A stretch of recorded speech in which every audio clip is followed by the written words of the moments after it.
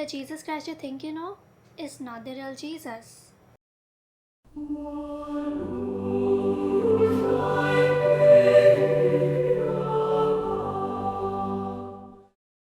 If you're among the people who have just heard about Jesus Christ, what if I told you that everything you've heard about him was wrong?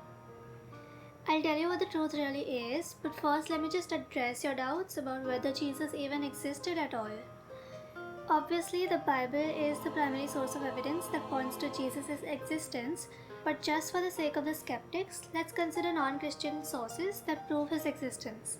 Also, a quick note here, if you're new to Christianity or even a skeptic struggling to believe in Jesus, feel free to comment your questions or doubts below.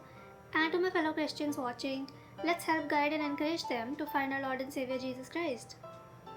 So anyway, the 1st century Jewish historian Flavius Josephus made 2 references to Jesus in his work Antiquities of the Jews. Let me put those references up on the screen for you.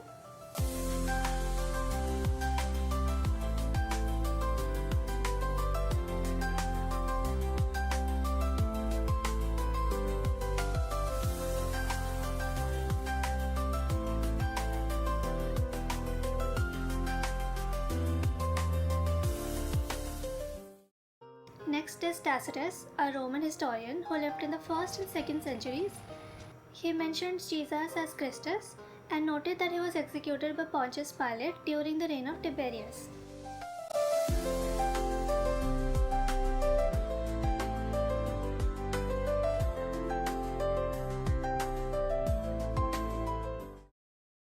These are one of the earliest non-Christian sources confirming Jesus as a historical figure and also his crucifixion. There's a ton of other historical evidence for Jesus' existence, but I cannot get into all of it here. You can always look it up if you want to learn more. Now that we've established that Jesus was a real historical person, but was Jesus just that? A man? Or was he more than just a man? We've already seen Josephus, the Jewish historian, confirming Jesus' resurrection on the 3rd day after his crucifixion. Ask yourself, is it a normal occurrence, rising from the dead?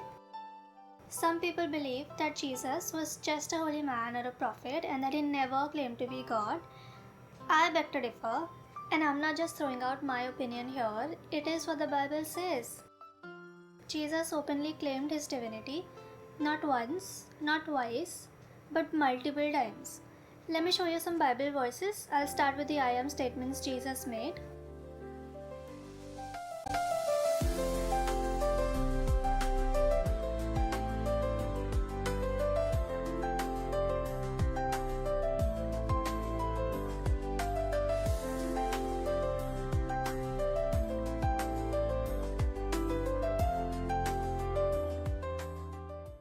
For context, in the Old Testament, when Moses asked God his name, God told him, I am who I am.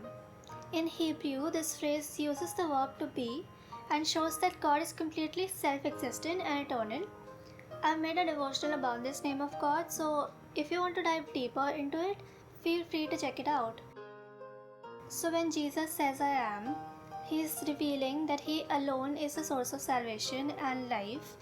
He's declaring his divine authority over all creation. I've got an upcoming in-depth video about Jesus' I am statements, so make sure to subscribe if you don't want to miss it. But for now, let's have a look at some more Bible verses that prove Jesus' authority over creation.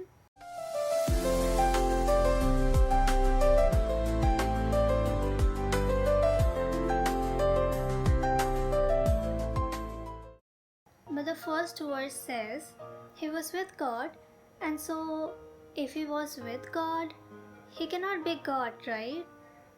Wrong. This is where the concept of the Holy Trinity comes in. There is only one God in 3 different persons, God the Father, God the Son, and God the Holy Spirit. Each of them is fully God, having the same divinity, but they are different in role and identity, not 3 separate gods. The Bible says that nobody has seen God the Father, but Jesus is the exact representation of him.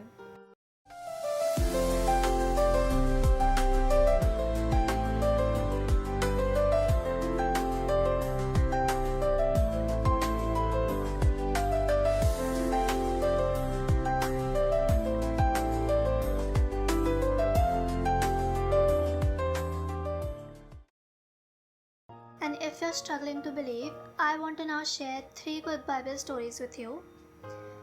Matthew, Mark, and Luke, 3 different Gospels, record the story of Jesus sleeping on a boat when a sudden storm arose. His disciples were afraid, but when they woke Jesus up, he rebuked the storm and everything calmed down. The disciples were shocked how even the winds and the sea obeyed Jesus. The Gospel of John tells us about Jesus raising his friend Lazarus from the dead.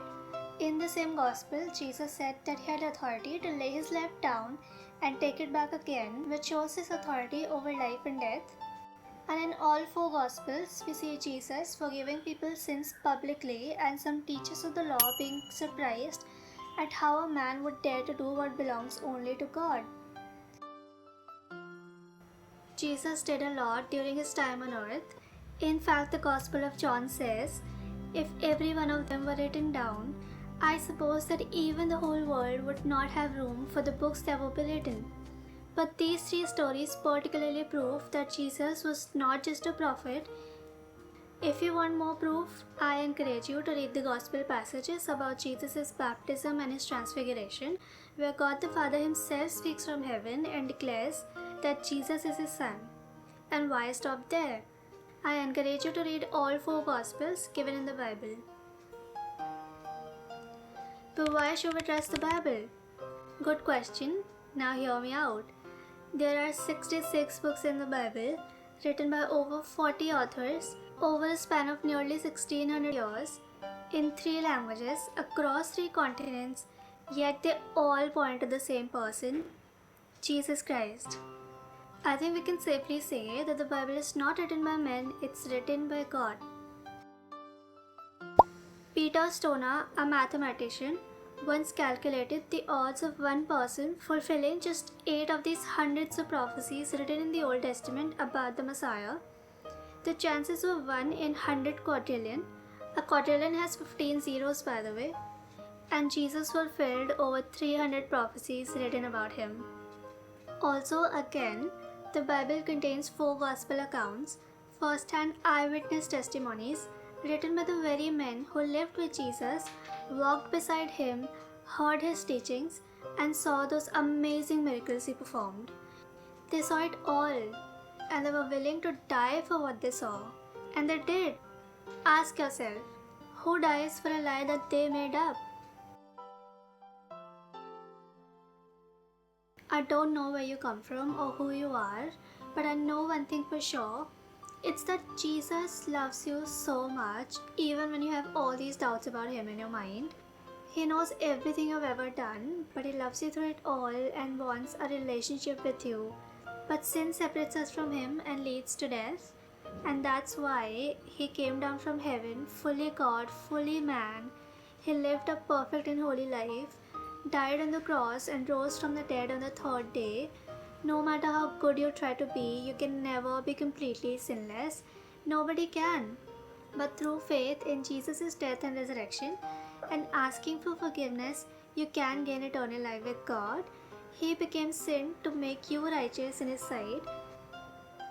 Jesus paid the price for your sins when he died on the cross, and all you have to do is receive his gift of forgiveness through faith.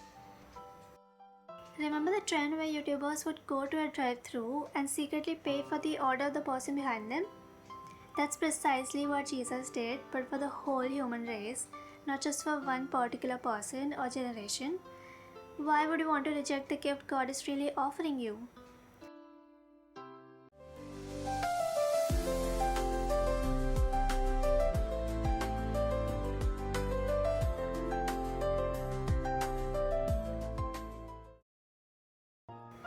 Do you know that Jesus will come back again, but this time not as a human being like before, but in his full glory as King and Judge?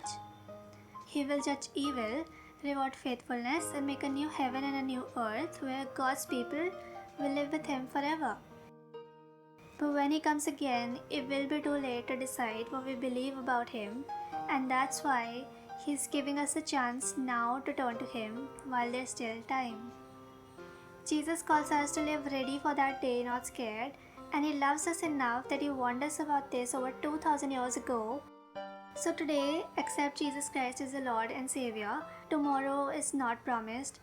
The best part is, it does not matter where you've been or what you've done. Jesus is inviting you to come to Him just as you are. The moment you put your faith in Him and repent, your sins will be washed away because of what Jesus did on the cross. He took the penalty for our sins so that we may have life through Him. And remember, Jesus came to free us from the power of sin, not to give us permission to keep living in it. He does not want you to keep living in sin. And I get it, letting go of certain things is just not easy. I've been there too. But the good news is, you do not have to do it alone. When you spend so much time with Jesus and reading His Word, your desire to sin will slowly vanish. So, I want to invite you to take a step toward Jesus today.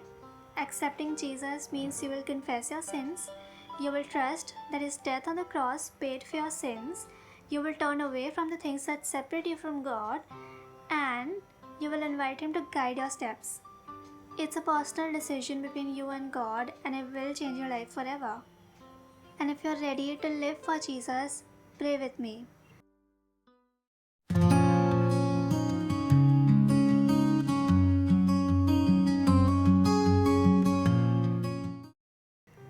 Lord Jesus, have mercy on me, a sinner.